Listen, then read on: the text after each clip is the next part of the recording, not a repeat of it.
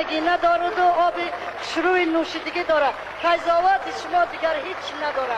ما نگینه را ای گودکش تا کلانیش دوست می‌داریم، حرمت میکنیم. یا ما هم نه تمام خلق سر نگینه را نقص میبینه، حرمت میکنه. تو محبوبی همه خلق دیاری، بسا شهرت پرست و نامداری، بخانیش بهتر از سودی هزاری، فروغی چشم بینایی نگینه. و صحنه دل رباب و نازنینی، میان حافظان بالا نشینی، فروغی چشم بینایی نگینه. الهی که با هم برمی جمشیدی یک نفر یک شیمانی عزیز و خرزنده باشد.